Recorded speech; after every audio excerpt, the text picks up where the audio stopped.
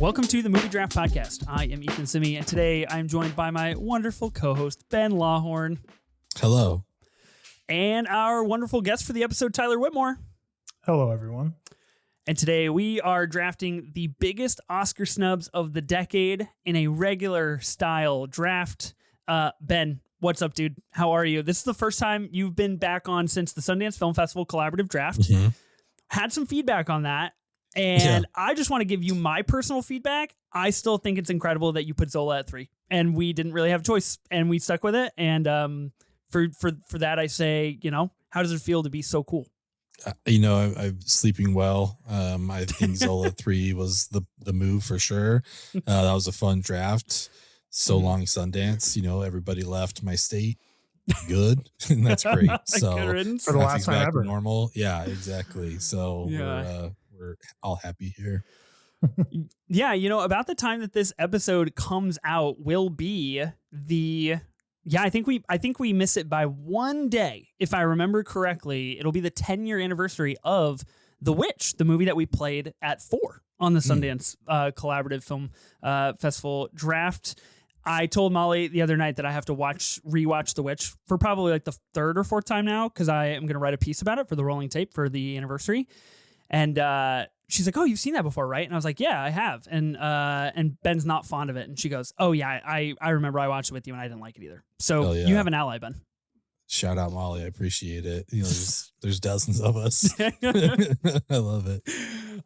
Tyler, welcome back to the pod, man. This is your first episode of 2026. Mm-hmm. It's funnily enough, the last time that both of you were on an episode was for a collaborative draft. Tyler, for you, it was a Stanley Kubrick collaborative draft. I think we all lost when we did that one, except for number 2, right? I think we won. I think it was a great collab. Well, Eyes Wide Shut was like 6, and I still have problems with that. But welcome back to this draft where you can actually lose or win. Mm-hmm.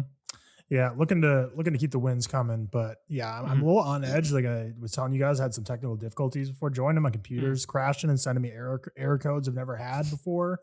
So really hoping I don't have to replace anything here. Just don't have the budget planned out for a new $3,000 computer at the moment. So I got my computer like 3 years ago, and it's like, it was super expensive. So it's like, I guess 3 years nowadays, our computers like getting a little old, but not trying to replace it anytime soon. So I'm off my game. I'm on edge. Not going to be on my full peak of my powers for this draft, but I'm excited for this one. I think it's a lot of fun stuff we can talk about. Really, the entity capitalize on that, to be honest. I was going to say, same with me. The entity pulling through for me, taking Tyler down. Any chance I can. Tyler, you and I were talking before we started recording as well. Before Ben even joined, I just got done playing a wonderful matching game with my daughters of animal butts and their front half of their body provided by Ben. And I lost like really bad to my daughters, both of them. So I am also coming into this with a losing mentality. Not great. Ben, you're shaping up outside circumstances, really shining a light on you here. Yeah, I'm ready to go. I need to capitalize on all this. So we'll see how today goes. Okay. I have a little question for you guys. I have a little exercise before we jump in and do the biggest Oscar snubs of the decade draft. So we are recording on the same day that last week's episode, which will have been the Philip Seymour Hoffman collaborative draft, has released. Now, I don't know if you guys have listened to the episode yet. I don't know if you had a chance. Ben, we recorded it a couple of weeks ago now, and I talked to you, and I was like, do you want to know the list? And you're like, yeah, no, I don't want to know the list. Do you mind? Can I read you guys the list and get your intuitive opinions? Because I always am curious what people think of some of these collaborative lists. Let's hear it. Okay. At the risk of cannibalizing our views and listens, I will provide this list for you and listeners alike. At 13, The Hunger Games: Catching Fire. Important to note here, please go listen to the pod, because The Master was played at 13 by Des, and ultimately created a brand new collaborative strategy, a la the Tyler Whitmore auction strategy as well, which is just like, fuck everybody else, I'm going to get my way.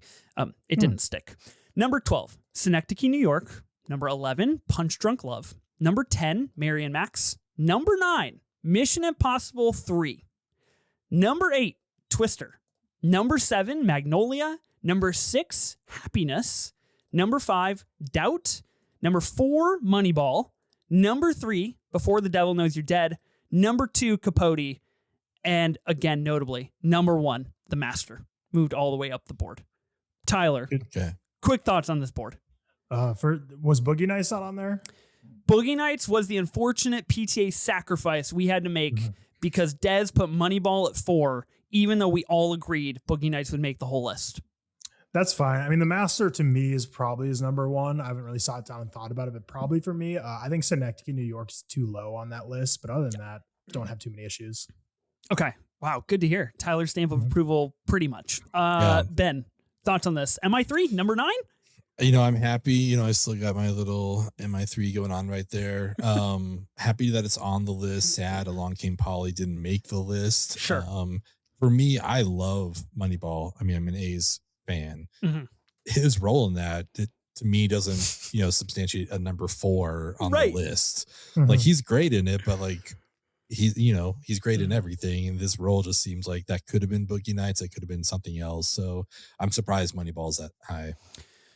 I just want to make note, the 2 things that both of you called out, Moneyball at 4, played by Dez, Synecdoche, New York at 12, also played by Dez.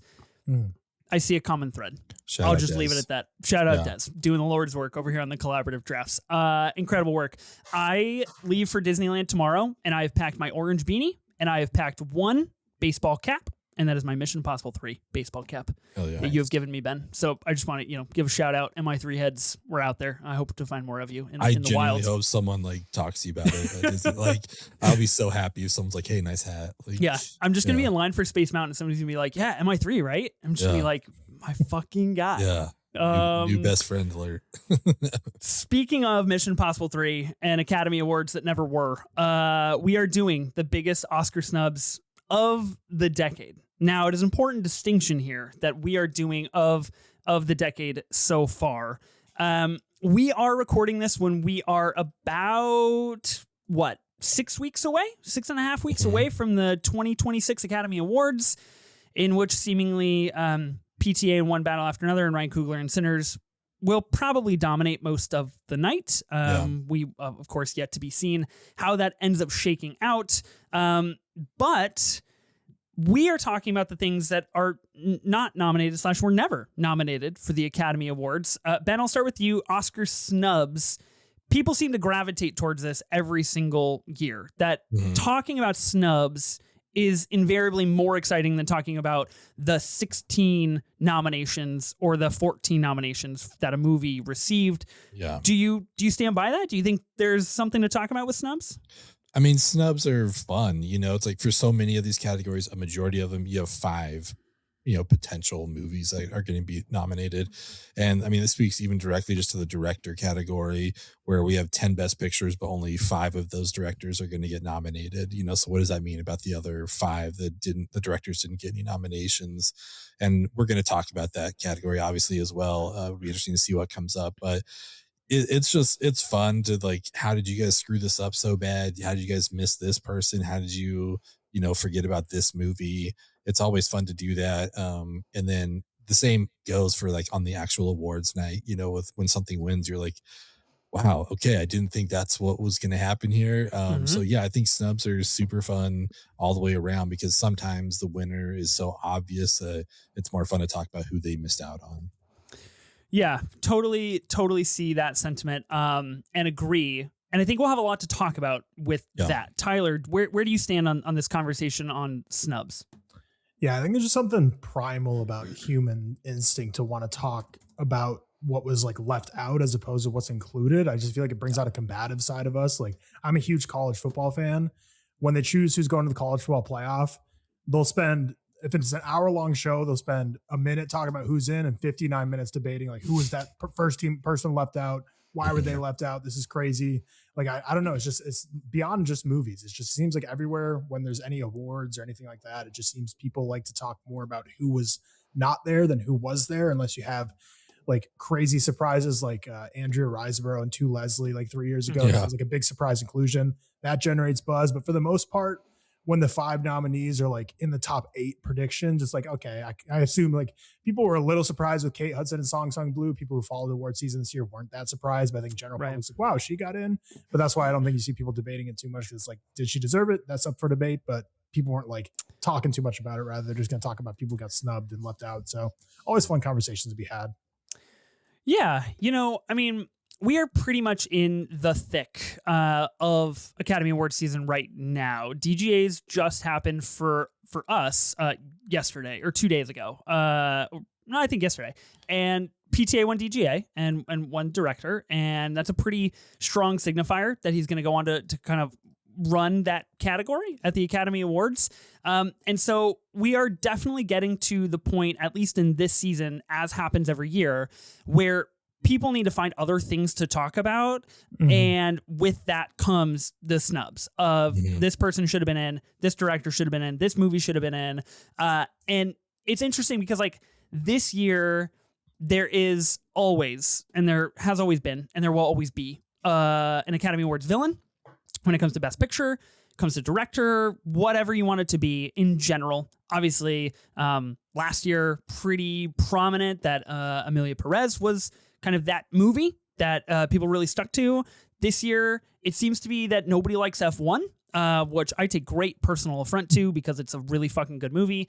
And, it does get a little tiring to just look at the things that have been nominated. So it is markedly more fun to be like, well, this would have been cool to see happen, and this would have been better.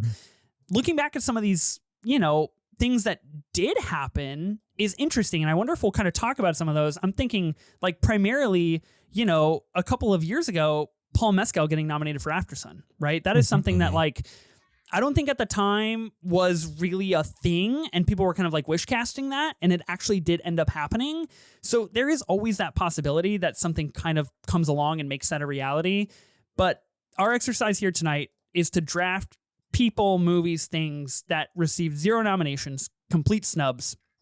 So I guess by those technical standards, if you want, you could draft, I think, Wicked for Good, a movie that notably received 0 nominations. Am I correct?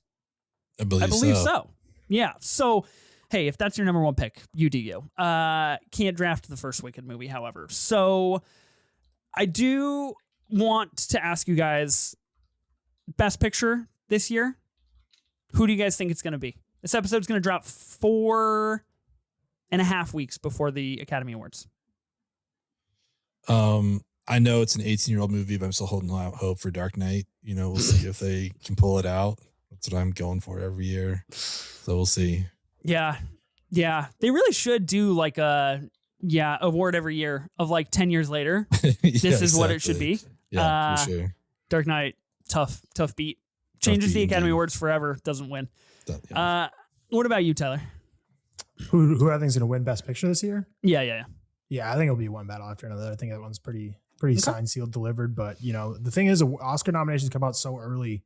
We have months and months when the voting. I don't know if the voting's closed yet, but I don't know. I feel like every time you think there's a lock, doubt always gets thrown into it. Like I feel like Oppenheimer was, which it did end up sweeping, but I feel like everyone's like, oh, this is a lock. And then I feel like a couple weeks before the Oscars happen, then everyone starts freaking out like, oh, well, actually, this one's surging. This one is maybe Oppenheimer's going to lose. And like, it's just people get bored. So we're going to talk about things and things will change. But I think it's one battle.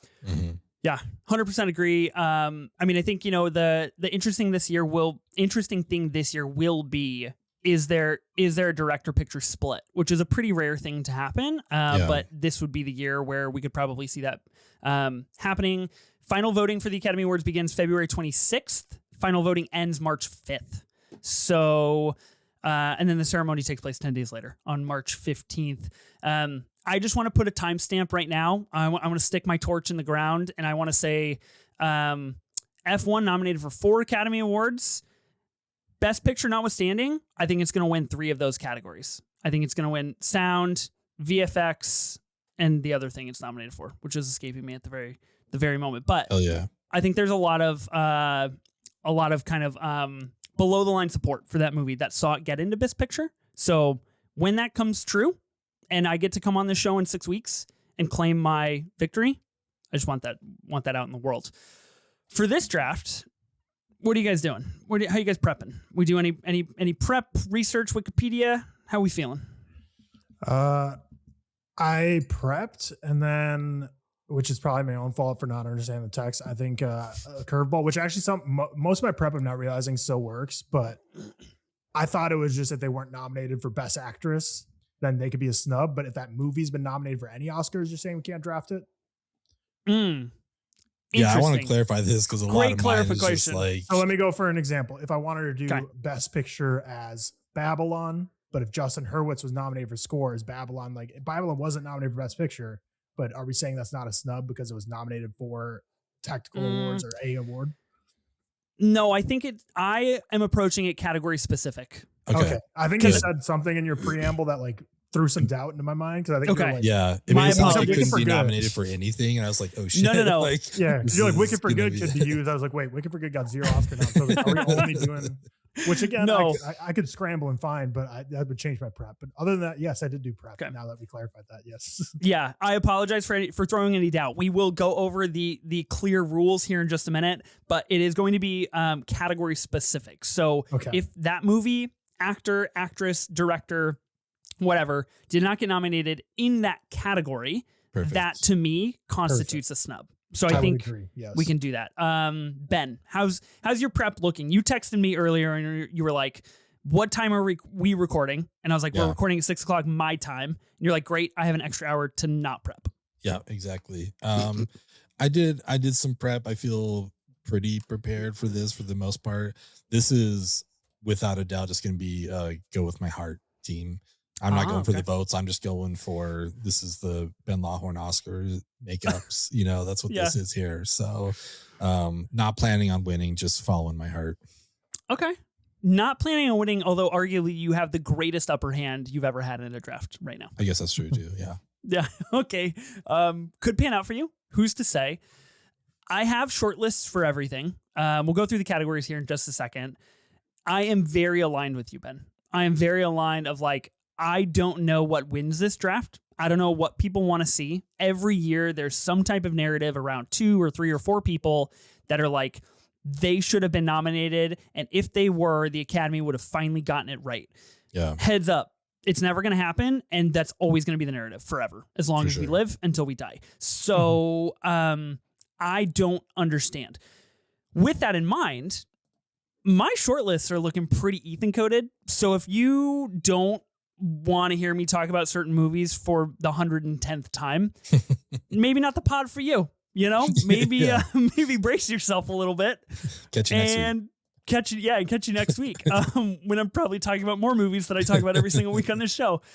Nonetheless, I like my shortlists, and I am really going to be curious if there's any overlap for us. I think that is going to be the thing that's most interesting for me. So in order to be eligible for this draft, the movie must have been eligible for the 2020 Academy Awards through the 2026 Academy Awards. So that means that the movie would have been released in 2019 all the way through 2025. Yeah. So keep that in mind. We are talking about of the decade, but it does like backdate a year because the Academy Awards took place within that decade. That's something we've all agreed upon here. I think logistically, technically makes sense. And it is a regular draft. So we're going to be drafting teams of 6 with specific categories. I'm going to give you the categories real fast, and then we'll spin for our spots, and we will commence the biggest Oscar snubs of the decade's draft. We've got Best Picture, Best Director, Best Actor, Actress, Cinematography, and Wild Card. So they're going to be our 6 categories. Now, Wild Card, there has been some speak on some episodes of like, oh, I thought Wild Card had to be something different. How are you guys? Do you guys approach it that way, or is Wild Card just whatever you want it to be? Like different than the other 5 categories, or it has to like be one of the other 5 categories? Like I took it as just like I took it as like anything that's an Oscar category is up for grabs. Like it's a wild card. Like if we want to do, VFX or whatever, if we want to do something like that, like we can. It doesn't have to be another Best Actor. That's how I took it. I'm open to discussion though. Me too. Yeah, I took it as wild card, meaning it could be any category, but it also could mean if you wanted to, like if there's 2 best actor snubs you're really passionate about, you can throw in a second best actor. But if you want to go screenplay, score or whatever, any of those non-categorized ones.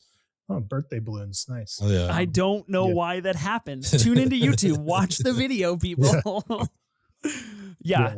I took it as that as well, and I think all are acceptable. So if you want another best picture snub, if you want another director snub, or if you want to go like best original song, all is fair game. All is good. I will say my prep work capped kind of at the 5 categories. I didn't like dive deep into being like, this movie from 2021 had a banging original song that wasn't nominated. Right. So I don't know, might be my own fault, but we'll see how deep we go on this draft. Any technical, logistical questions, things we need to discuss, last thoughts before we commence? Little strategy tidbit on my end, just to like show one of my cards. Please. I just feel like I've talked so much about snubs from this year's Oscars that I don't even have a single one prepped, nor planning on drafting anything from this year's Oscars. So they're all from the other years in this decade so far. So, so if maybe you two can duke it out, but if you have stuff on your list, I solemnly swear I'm not drafting anything from this year. So you can probably not play those ones early and save those ones for later. Ooh, okay. Fair enough. Yeah. Little olive branch there. I like that. I also do not have anything from this year on my short list. Oh. I just didn't really view it within the confines of like the exercise. You know what I mean? Like we're in the middle of Academy Awards season right now. I mean, I still think it's fair game, but it's fair game for personally sure. Not, yeah. For sure, fair game. Ben, you don't want to speak on this. Everything like I have is from this year, so it's like my entire list is from this year, so we're fine. I'm good. Perfect. Again, the upper hand in your direction. Wow, what could happen? Who's to say? Ben, will you get the spinner out here and we can commence? Yeah, let's do it. The draft. Let me share this screen here. Okay. Anybody want the first pick? Is the first pick important here, or is there enough to go around? I think there's so much to go around. I don't think I really care where I land. Yeah. And I think we all have such different tastes. I think we're all going to have great teams when we come out of this, but I don't know if there's going to be a whole lot of fighting between us. Yeah. I'm curious to see how this goes. Okay. Lowercase names on the spinner. Lowercase. Bold Oh, play. good. Not me. The guy who says, I don't give a fuck, gets the number 1 pick. I like it. Why? The wheel doesn't like desperation. It's true. Oh, hell yeah. I got the turn. No. This is poor. This is not what I wanted. I'll take it. Tyler, you're going to be drafting first. I get the second draft. Ben, you are going to be getting the third draft spot, and you're going to be on the turn. So we're obviously going to be drafting 1, 2, 3, 3, 2, 1, and all the way until we fill up our teams. Tyler, why don't you commence the biggest Oscar snubs of the decade draft? Yeah, so I said there's not going to be a lot of infighting, which I still think is going to be true. But like, if I get 6 picks, and I can certainly rank them from like most likely, other people would want them to least likely. So I'm still going to try and go for the ones that I think could be on your guys' list. But again, I don't know how much. So I'm going to go with an actor pick here. I think there's actually an actor on here that I think really is going to be an Ethan pick, and I'm not going for that one, but we'll see. I'm going to go with one of I feel like the biggest crowd consensus Oscar snubs of this decade, where it feels like everyone was equally up in arms. Like, wow, that really should have been the one. Not an actor that really gets recognized at awards, and this was really their chance to shine, and clearly their best role they've ever given, even though I like a lot of their previous roles. But I'm going to go Zac Efron in The Iron Claw. God damn it. Are you fucking kidding me, dude? What is wrong with you? I thought that one would be pretty high for a lot of people. I think that was a big shocker come awards nominations day that he wasn't. Especially because it had the kind of Christmas bump to where when Oscar nominations came out, it was probably 2 weeks after that movie went wide in theaters. So everyone had just saw it and they're like, this is an all-timer performance. It leaves you in tears at the end of the movie. Great stuff from Zac Efron that we're really just hadn't seen before. I think he's always been a great actor for what he's had to do. Like, I think he was great in his musicals, in the High School Musical and Hairspray. I think he was great. And then when he had his kind of comedic era where he's in Neighbors and Dirty Grandpa, like he always does the job that he's hired to do. It's not usually like the most glamorous job, but now with the Iron Claw really kind of broke him into some more serious roles that he tried to start breaking into with like an Apple TV film that I didn't love, like The Greatest Beer Run Ever. Oh yeah. He started to Not try and good. get more dramatic movies. Yeah. I think the Iron Claw really hit that sweet spot. And I don't think, unless I'm forgetting, he's been in anything since. I think he had some like jaw thing, and I know he had to recover from that for a while. But yeah, he's great. I'd like to see him continue the same trajectory Dwayne The Rock Johnson's kind of on right now, where he's like, I kind of had my bag filling roles for a long time. I say that, but Dwayne Johnson's going straight from Smashing Machine to like Jumanji 3 and whatever's next. But, hope to see more great stuff out of Zac Efron. But I think everyone equally agreed that was a big snub. Yeah. This was high on my list. This was high on I know it was high on Ben's list too. Right, Ben? I'm heartbroken. That was going to be my first pick. So, yeah. I mean, I'm Maybe I happy did want for the first you, pick, but it works. yeah, that's what I wanted to take first because I love the Iron Claw so much. I think the whole cast was great, but Efron like just owns that movie. Even just the little stuff like the whole dancing sequence at the wedding, like you can see it's like High School Musical days coming out. It's like this guy can own the dance floor for sure. But yeah, he just gave the performance of a lifetime, I think, without a doubt. The ending of that film just still kind of guts me when I think about it. So yeah, that's a wonderful selection. Yeah. So this movie comes out in 2023. So this would be part of the 96th Academy Awards, correct? That take place in 2024. Our actor lineup for then, Cillian Murphy wins for Oppenheimer, of course. Bradley Cooper gets nominated for Maestro. You'll love to see it. Coleman Domingo for Rustin. Paul Giamatti for The Holdovers, and Jeffrey Wright for American Fiction. So kind of like a true blue Hollywood slate, in my opinion. And Zac Efron just not making the cut there. Again, high on my list. I've seen this movie once. I will never see it again. It's far too personal for me. And I think I've spoken about it on our Iron Claw review over at 24 Minutes of A24. Phenomenal. Interesting movie. I think if the Casting Academy Award existed, because without that perfect assemblage of three, I don't think you get this successful of a movie. Zac Efron did The Greatest Beer Run Ever, which you mentioned, which was a movie that I saw at like a screen unseen situation or like a Regal blind mystery movie, whatever. I thought it was quite poor. The Iron Claw, Ricky Stenicki, which I liked quite a bit. That was quite funny with John Cena. Then he does, like an Amazon movie, A Family Affair. He's in the studio for one episode. Looks like he's going to be in a remake of Three Men and a Baby. And he's got a couple of other movies that I don't really know about. So he's just kind of holding his cards close to his chest, it seems. I like it. Yeah. Snubbed for the Iron Claw, pulled an Adam Sandler and said, I shall not make anything of this caliber ever again. With that in mind, I think it's only fair that we talk about the actor category one more time. And I'm just going to do it because I'd be mad if I didn't do it. So I'm going to be taking Adam Sandler in Uncut Gems for That's what actor. I was assuming they're going to be. Yeah. That's what I said. It was an Ethan pick. I think that was a clear one. This was never a question. This was the pick for me. I do think I have some other actors on my short list that I'm highly considering throwing in for wild card. So I might not be done with this category yet. But I've talked about Uncut Gems ad nauseum here and other platforms and social media outlets. I think Sandler completely transforming himself. And if you've watched any of the behind the scenes as well, like the part where he's talking with KG about what the odds are in Vegas, most of that's ad-libbed, and they just ran with it and kept it. And I think that shit's cool and a pretty impressive tally for what he is capable of doing.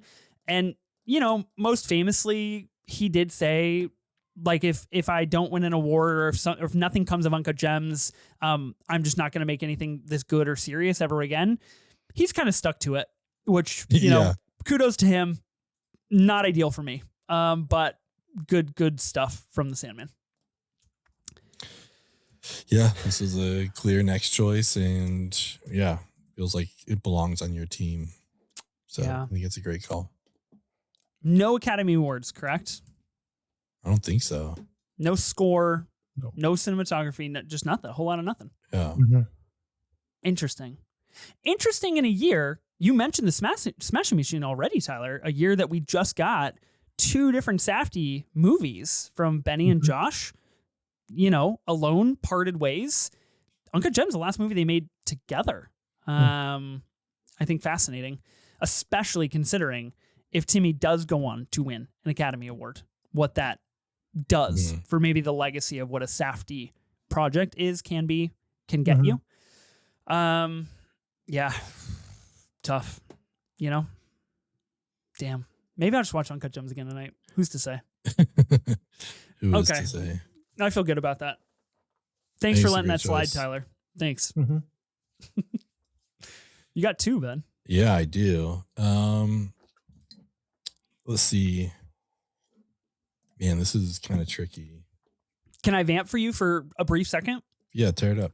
Because I'm interested. So I have all the Academy Awards up on my desktop. So this is obviously Joker year. This is Parasite year. This is big time stuff. Actor Joaquin Phoenix wins for Joker here. Antonio Banderas is nominated for Pain and Glory. Leonardo DiCaprio nominated for Once Upon a Time in Hollywood. Adam Driver for Marriage Story. And Jonathan Pryce for The Two Popes, a movie that people talk about every day and has a massive following. So with the exercise at play here, this is a great example of 7 years in retrospect, the Academy got it wrong. The Academy just purely got it wrong. And that sucks, especially, in a situation like this.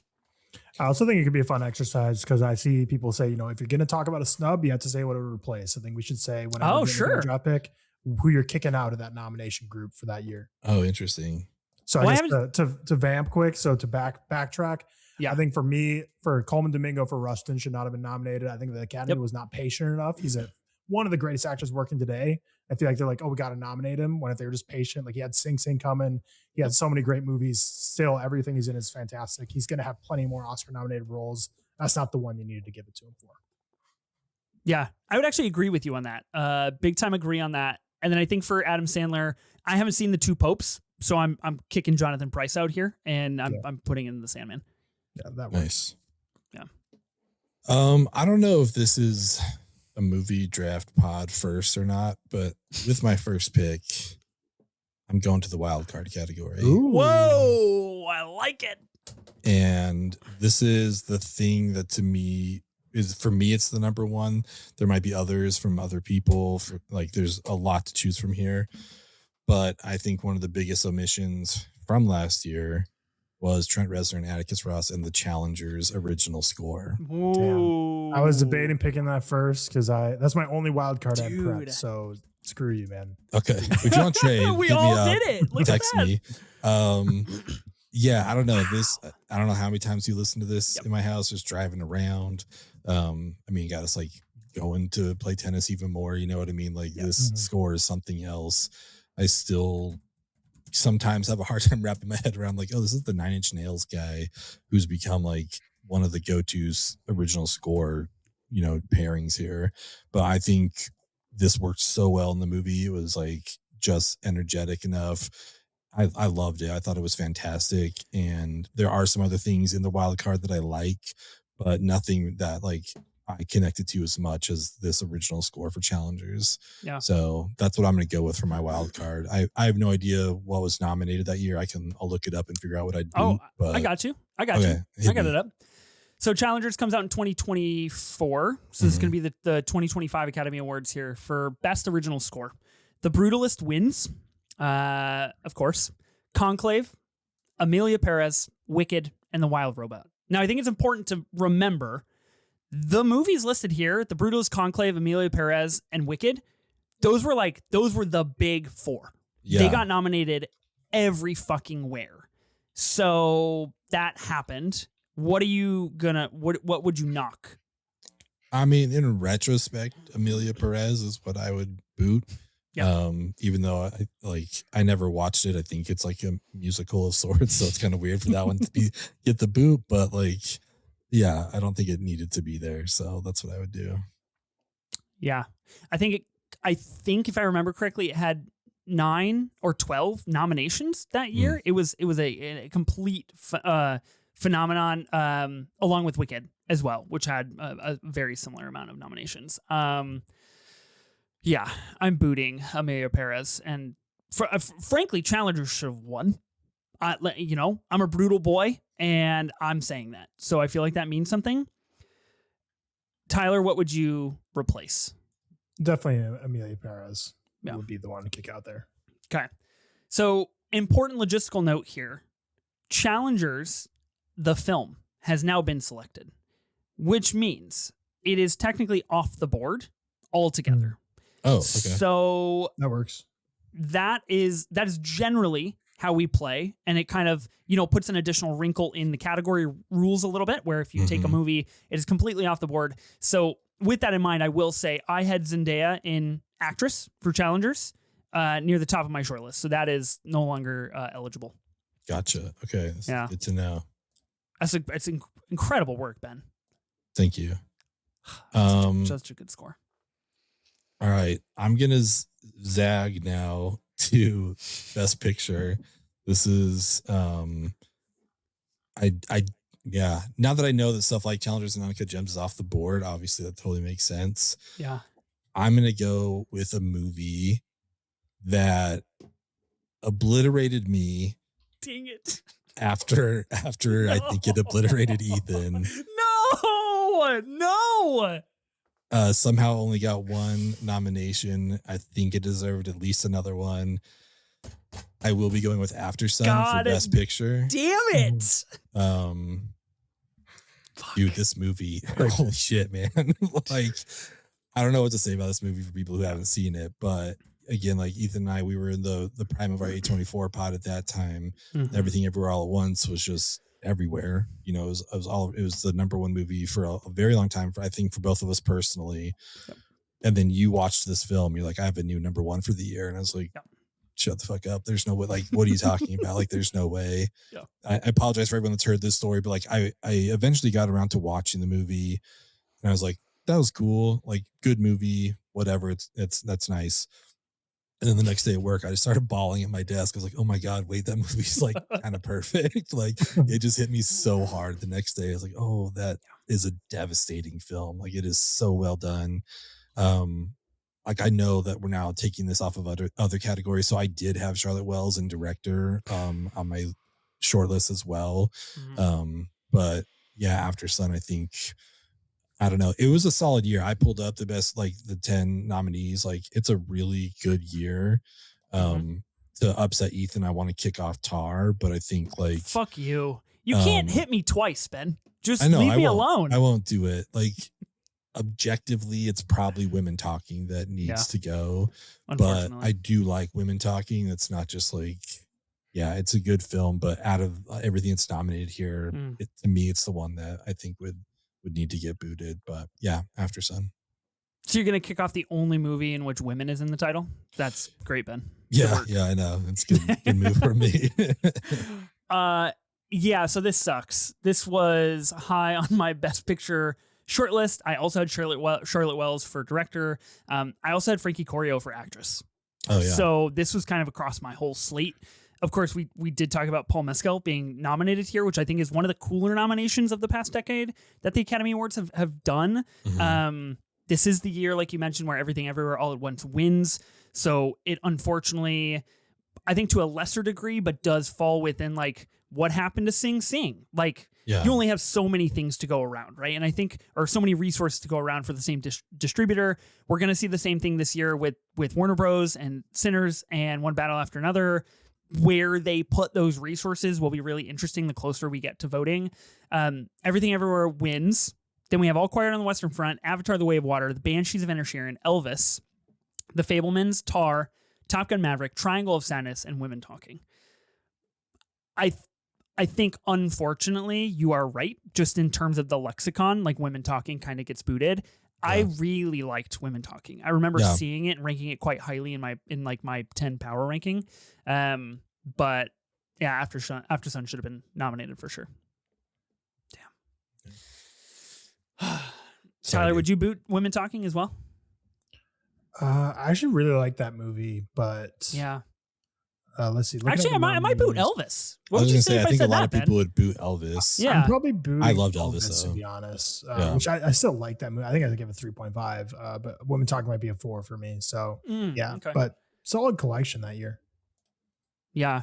Yeah, I changed my answer. That's what I would boot as Elvis. Mhm. Cool. Okay. That's 2022, right? Let's look at my 2022 ranked. Oh wow, I didn't tag it. I don't have I have a 2023 ranked and a 2019 ranked. Shoot, we'll never know, guys. Never know. We'll never know. Well, maybe later in the pod when I find the list on Letterboxd, we will. Okay, so you took After Sun and Picture. Mhm. Okay. Tyler, you said there's a lot to go around. I feel like we've had some gut punches so far. Yeah, I kind of forgot that like the whole, which 100% makes sense logically, and that's how draft should work. Where if you pick one in one category, like that movie's wiped altogether. So I think that definitely eats into people's picks potentials a lot more, but it's the right call. Okay.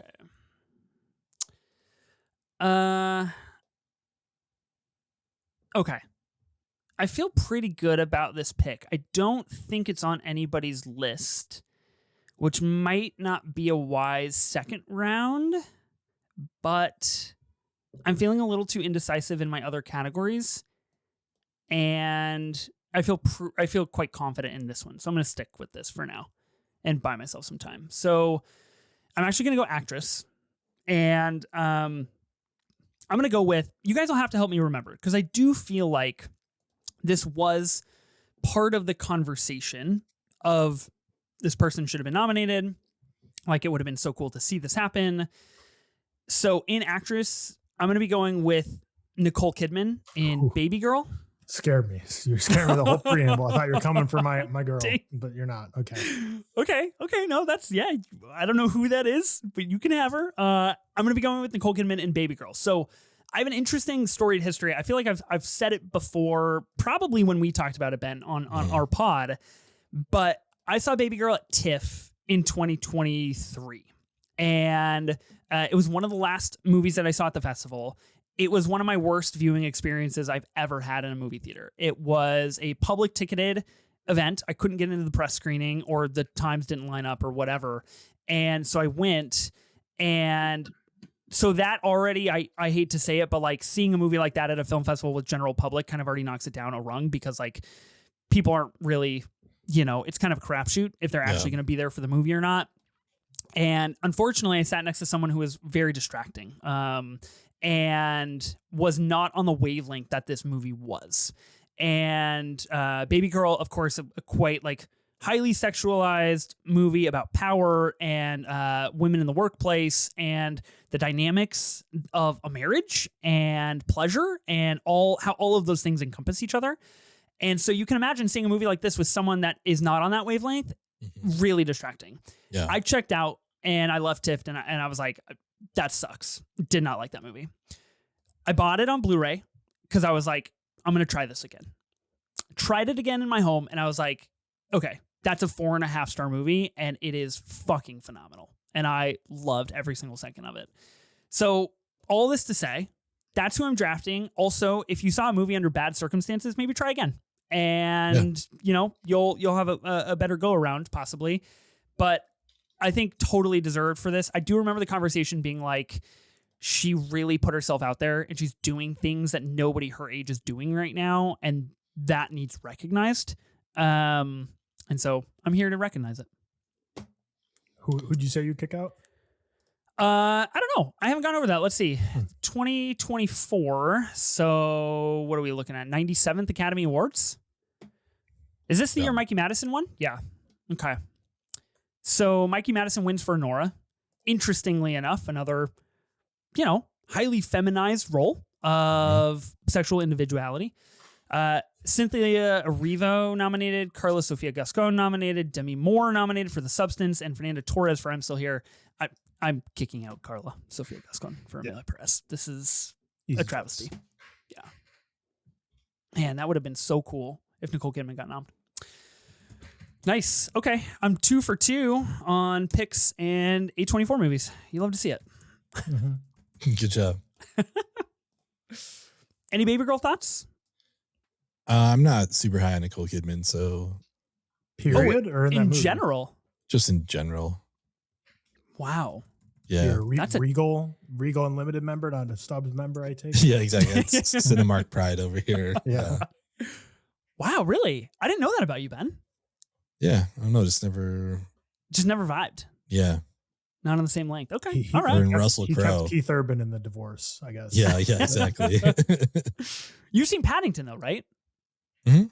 You like her in Paddington. Blonde Bob. What's not to like? Yeah.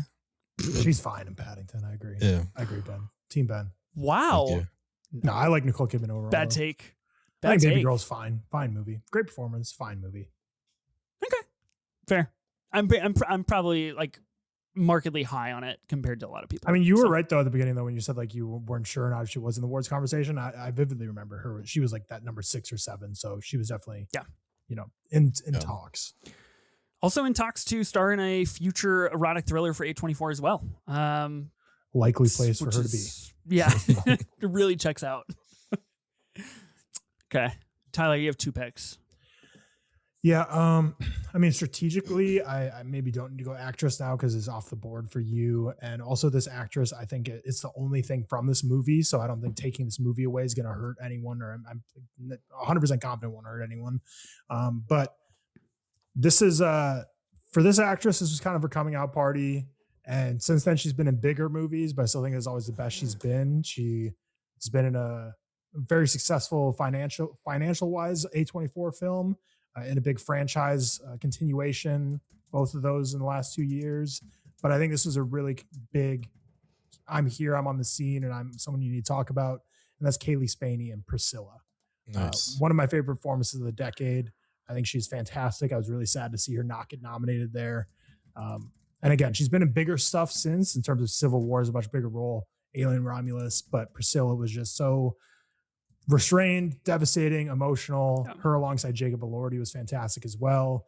We were fresh off the heels of Austin Butler almost winning Best Actor for Elvis, and Mhm. you know we're getting so many Dracula movies, we're getting so many Frankenstein movies. It's like we also got 2 Elvis movies in back-to-back years, just from very different perspectives. Sofia Coppola directs the hell out of her actresses, and there's just another continuation of that. Love Kaylee Spaney always, but specifically Priscilla. Mm. It's a solid pick. I know we're so far pretty A24 heavy, but I can't complain about it.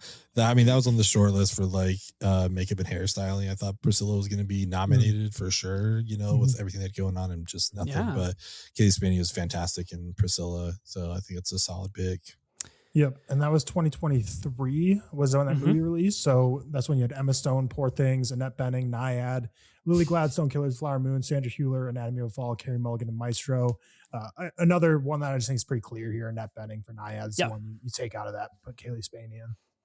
Yeah, for sure agree on booting Annette Bening. I was really worried you'd say Carey Mulligan for a second and we'd have to like physically fight, but that's okay. She's my 4th place that year, but like the gap between her and 5th is so big. But it's just the other 3 are kind of undeniable. I feel like even if you love Carey Mulligan and Maestro, it's like those other 3 performances were kind of just like, pushing it up.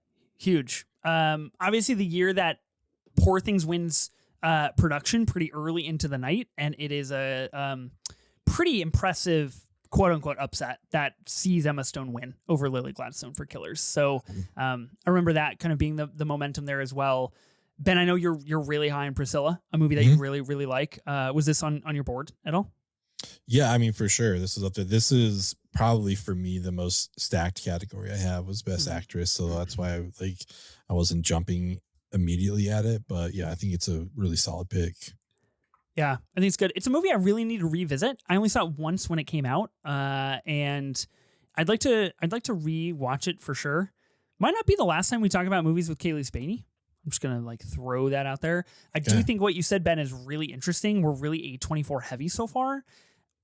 It could mean nothing. It could just mean three dudes talking about movies. But also, likely place for A24 to be. Likely place for A24 to be. So, exactly. Yeah. So, yeah, I think it's interesting to say the least. I want to see how the rest of the board goes, and then revisit that conversation. But Tyler, you have another pick. Yeah. So you took that in actress, correct? Correct. Yeah. Okay, great. For my next pick, I was going to go a pick that's like firmly in my probably top 10 favorite movies of all time, but it's just like a movie I talk about all the time. So I'm not going to do that one. And I'm going to secure one person and one person's vote only for this pick. And that's Mr. K Meeks. Because for picture, I'm going to say the snub is First Cow from director Kelly Reichardt. A firm 5-star for me. Movie's so comforting. Just fell in love with her aesthetic. I think that might have been my first ever Kelly Reichardt film. Went on a little dive after that and watched like Old Joy after it. She's certainly one of my favorite working directors. And also because I was going to go Babylon, but that's also 2022. And Ben already picked one for 2022. We kind of already had the discussion of like which one that do we think should have been Elvis. So wanted to change up the years. First Cow comes out in 2019, so would have been eligible for the 2020 Oscars. They had 8 Best Picture nominations that year, COVID being a big part of that. But after that, 10, we had 10 for the rest of the way ever since then for nominees. But we had 8 that year. It was Nomadland, The Father, Judas and the Black Messiah, Mank, Minari, Promising Young Woman, Sound of Metal, and The Trial of Chicago 7. Mank is the only one I've not seen, so I'm not going to kick it out because I think it's unfair without being able to actually have seen the movie. So of those, what I would kick out, I actually really like a lot of those movies, except the winner, Nomadland, just doesn't work for me. Chloe Zhao has never been a director that's really been for me. And I just feel like Nomadland was a really like earnest and sincere attempt to try and be like a really human movie. And I think if that emotion connects for you, then it's like a super emotionally powerful film. If that emotion misses for you, which it did for me, it just kind of was a little corny and didn't really feel sympathetic. It felt kind of, I was being talked down to a little bit. But again, I know a lot of people love the movie Nomadland. For me, that would be the one I would kick out, even though obviously it was the winner. I think it's interesting what you talk about Nomadland. And of course, I want to talk about the selection a little bit, but Nomadland wins picture, Chloe Zhao wins directing, and Frances McDormand wins her 3rd Academy Award, I believe, for Nomadland. So it takes actress, directing, and picture.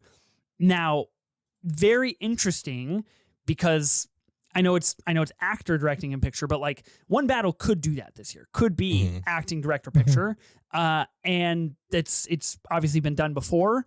Yeah, and what I think is really interesting is that Chloe Zhao has Hamnet this year, obviously in the Best Picture conversation as well, and that is definitely a movie as well where like if you're emotionally attuned to it, it is going to work wonders on you, and if you are not, it is going to be incredibly grating. And I've seen both takes on the movie, which is a really interesting, like fascinating point that you bring up about Nomadland, a movie that worked on me when I saw it. I believe it's a Hulu original, quote unquote, because of COVID. I think it was Amazon, actually. Amazon. Okay. Well, it was a streaming original nonetheless, which is incredibly fascinating. I haven't seen The Father, so I am going to boot that.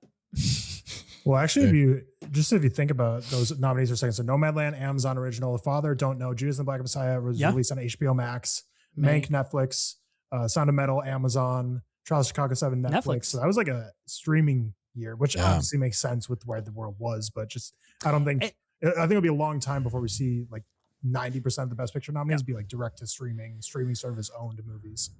And I think the year in which they've only ever done this, maybe this once, but they basically moved the goalposts and said you can release it until the end of January and then you'd still apply for the Academy Awards, which is how Judas and the Black Messiah got in, because it did release in January. So yeah, it's pretty fascinating. Great pick. We covered First Cow on the A24 pod. I remember it fondly. I think if I were to rewatch it, I'd probably bump it from 4 stars to like 4.5 stars. It's a pretty moving picture, and it has our boy John Magaro, which we love to see. We love our sad boy. Love John Magaro. Love John Magaro. Great movie. Dang, dude. Yeah, you'll lock up K Meek's vote on that one for sure. Yeah.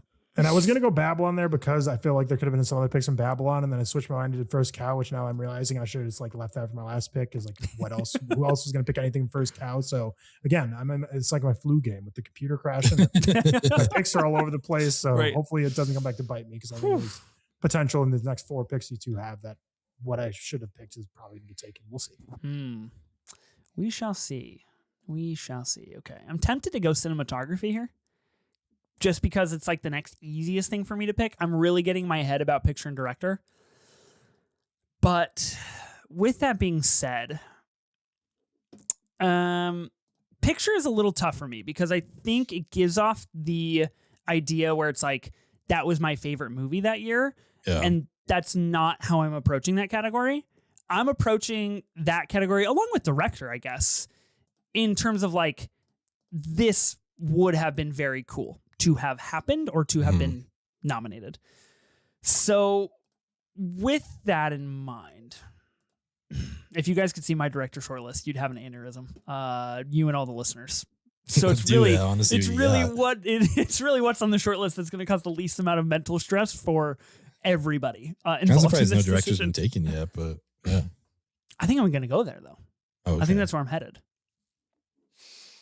Okay, I need to briefly look at the slate that I'm working with here. Okay. If things go according to plan, I'm excited for my next pick because I think your head might explode, Ethan. Maybe. Like in a good way or in a bad way? Like, you got to give me some more details. Just a neutral head explode. Okay. Well, I'm kind of in line with you, Tyler. Like, I have Babylon on some short lists.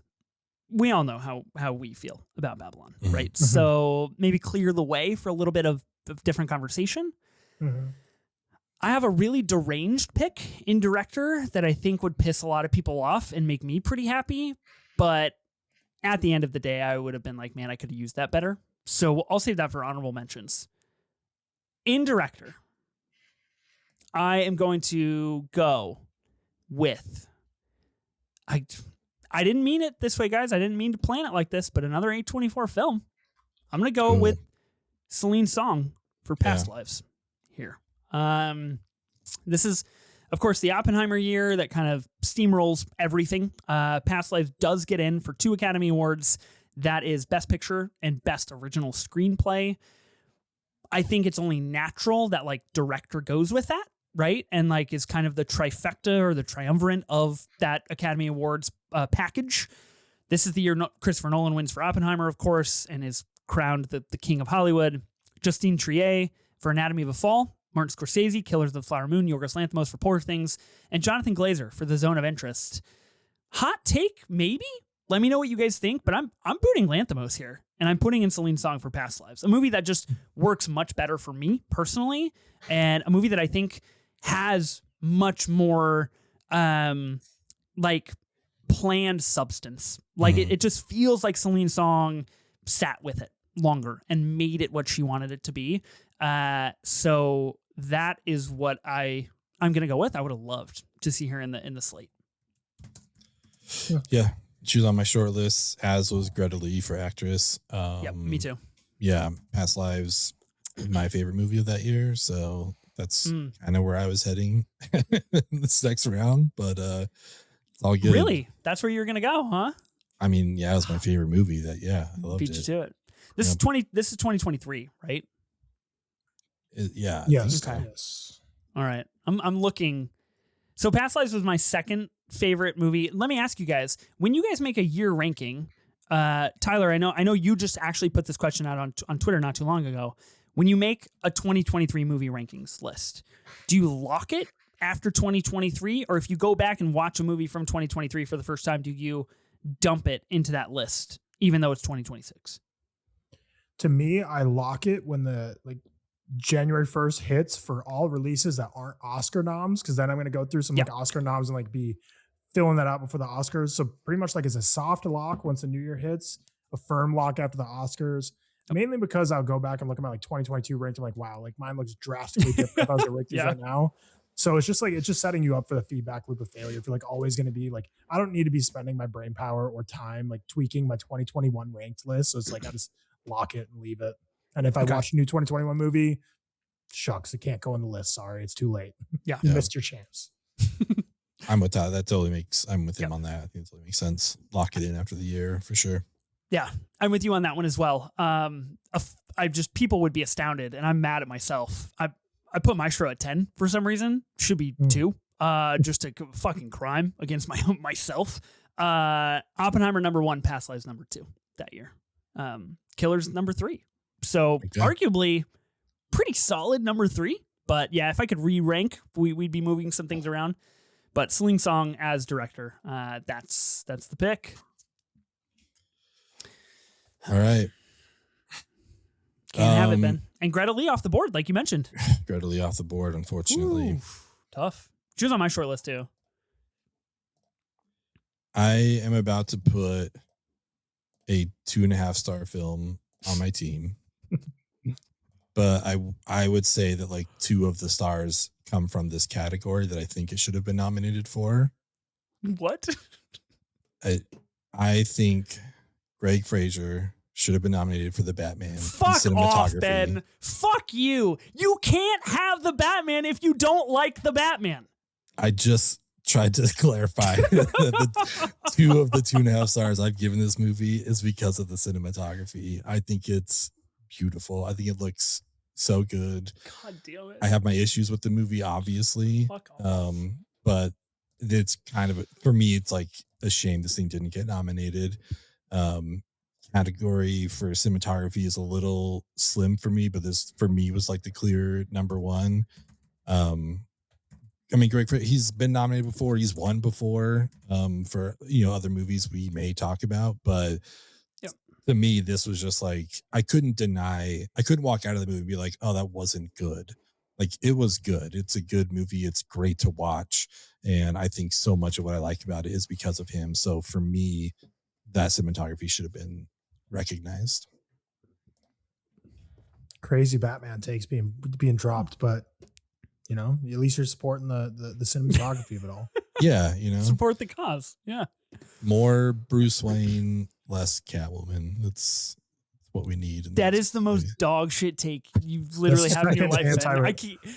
Not only the second anti-woman take of the night, second named woman that that's true. Benny's been against. So that's true. Catwoman. He doesn't like women that are cast. He doesn't like women when they talk. Please zip that thing up and lock the key and throw it away. Yeah, for real. I mean, I feel like I've probably said this before on the pod, but not too long ago, I went out. Molly and I had a night out, and we got to do a little staycation. We went out to a bar, and I was drinking, and I was drinking a healthy sum because I didn't have kids, and I didn't have to wake up with kids the next day. There was a guy at the bar wearing a T-shirt that said "The Batman." And Ben, I don't know if you recall, but I texted you, and I was like, "There's a guy at the bar wearing the Batman shirt, and the Batman is fucking awesome." And I just proceeded to text you all the great things that I love about the Batman, and you literally hit me with that reply. You were just like, "Catwoman, no good," and I was just like, "What the fuck you on?" Random quick tangent. The craziest T-shirt of a movie I've ever seen in public was when I was touring home. So before I moved to Austin, and we were in a hotel. We went in the hotel elevator, and there was a mom with her kid who was like 4 or 5. He's wearing a Winnie the Pooh Blood and Honey shirt. Whoa. That movie is one, That's awful, and 2, not appropriate for a kid. That's I'm crazy. hoping the reason you buy that shirt for your kid is you're like, oh, this is funny on Winnie the Pooh. I really hope you didn't show your 5-year-old Winnie the Pooh Blood and Honey. But yeah, I was like, first I didn't know that movie made merch. Like I was like, okay, that's a wild shirt to spawn in the public. That's shout out that film. 0.5 stars. That is the craziest thing I've ever heard. That's mad. Yeah. Let us know on socials the merch that you wear in public for movies, because I am greatly interested. I am wearing a T-shirt for My Own Private Idaho right now. Nice. that I really, really enjoy, even though I haven't seen the movie. Okay. So the Batman is nominated for 3 Academy Awards: makeup and hairstyling, sound, and visual effects. Does not get nominated for cinematography, which I would totally agree with you is like the most egregious thing that could have happened to this movie. Comes out in 2022. So we're looking at the 95th Academy Awards. Have we done this category yet? Did we go through and say what we're going to boot? We haven't done it yet, but I mean, I have it pulled up. I think the winner was All Quiet on the Western Front. Yep. Then Empire of Light, Elvis, Bardo, and Tar. I haven't seen Empire Light or Bardo, so flip a coin and boot one of those, in my opinion. It's so interesting because Bardo is shot by Darius Kanji, of course, who has been nominated for Academy Awards before and is nominated this year for Marty Supreme. Empire Light shot by Roger Deakins, which I've heard is just like kind of a dumpster fire of a movie. And movies like that, generally, if I don't see before the take cycle happens, I will just never watch. So I'm with you. Like, probably boot one of those and put in the Batman. And like, arguably, the Batman, good shot to win, in my opinion. Yeah, All Quiet on the Western Front is great, but yeah, Batman would be great. The Academy could have come good. They could have come good. They changed the rules for The Dark Knight. They could have come full circle and said, we recognize comic book movies. They're real movies. Would have been nice. The only thing stopping that from happening was you, Ben. You rated it 2.5 stars. I know. I have a huge influence. Somehow I've watched that movie 3 times, but 2.5 stars. I'm positive 2 of those times were for pods with Probably, me. yeah, I'm guarantee it. There's no chance it's not. Okay, good shout. You do have another pick though. I do want to correct history here and just say I'm pro woman here. And in fact, I'd say some of my favorite women are Little Women, and I would like to do Greta Gerwig for Best Director. It's getting worse. You don't like that movie? No, you can't say your favorite women are Little Women. Oh yeah, that sounds awful. I like Little Women the movie. Greta Gerwig, I think this is her best movie for sure, without a doubt. And I think there's the challenge of like making the remake of the book it's based on. It just kind of felt like similar to Spielberg and West Side Story. It's like, why are you doing this? Like, we did this already. We don't need to make another one. But then it comes out and it's fantastic. So I think this is her strongest film. The cast is great through and through. Florence Pugh, Timmy, Emma Watson, like we get just great performances all around here. And yeah, I don't know. I think she should have been recognized for this film. So I would like to have that on my team. That's good. Impressive work to clarify a gaping mistake in your choice of words. That was a big mistake. I really appreciate that. It feels good not to be on the wrong side for once, and I'm just having a hoot. I have an empty stomach and a 9% double IPA in my veins. Nice. So this pod is just only getting better as we go. Yeah, Greta Gerwig never being recognized for Best Director is interesting, especially when it comes to Little Women. Yeah. It's interesting. This is the 2019 year, of course. This is, as we talked about, Parasite, Marriage Story, Joker, Ford v Ferrari. Like, these are the big movies where I feel like we're kind of the last cultural sticking point of like, wow, we have it so good. Mm-hmm. This is all of the very great things.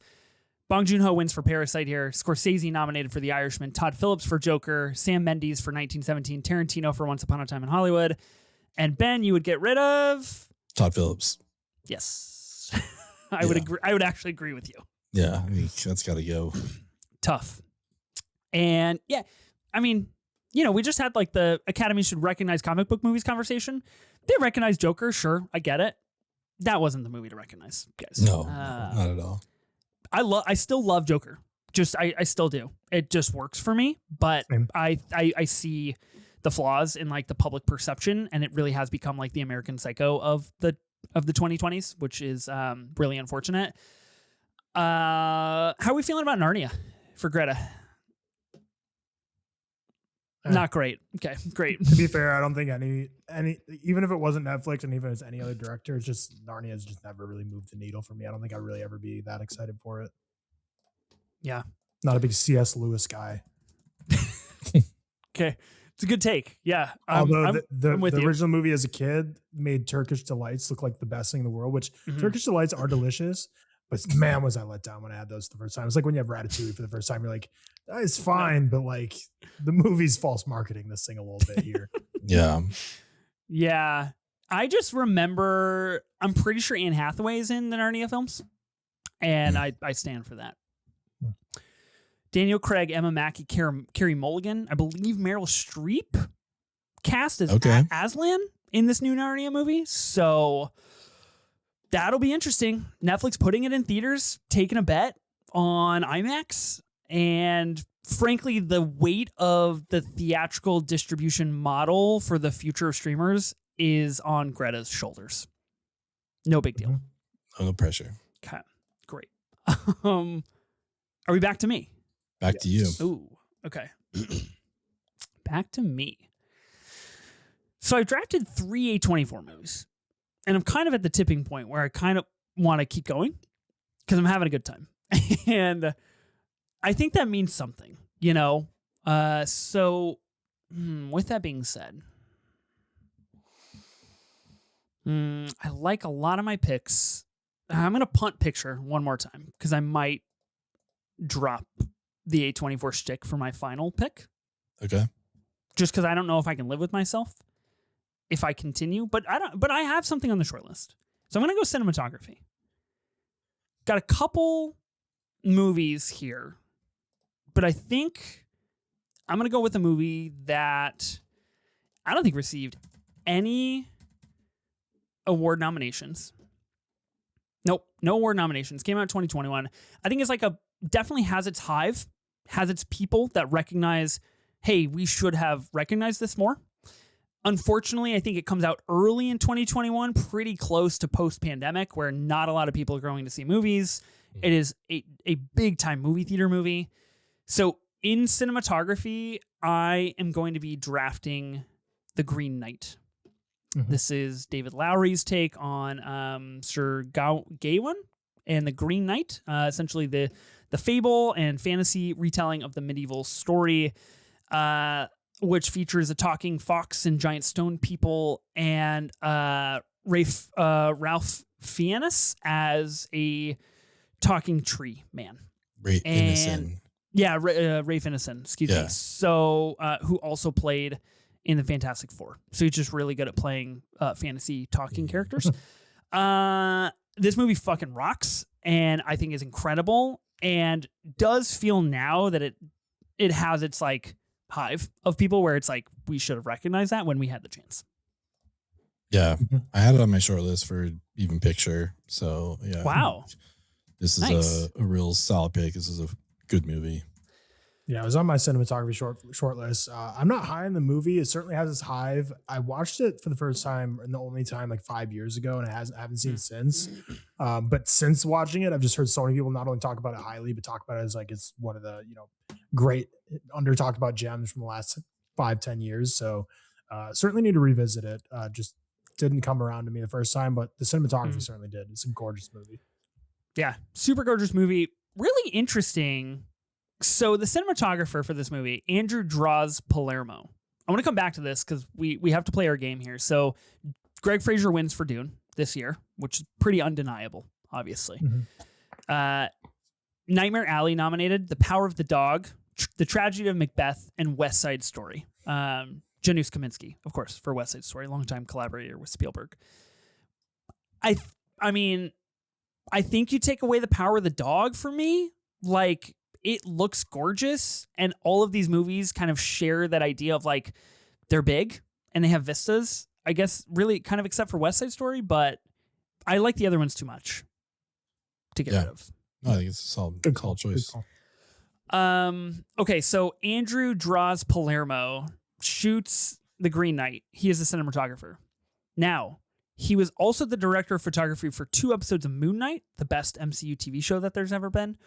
He was the DP for Thunderbolts, arguably the best MCU movie we've had in the last few years. And he is the cinematographer for Mother Mary, the upcoming A24 Anne Hathaway starring vehicle, horror, sexual thriller.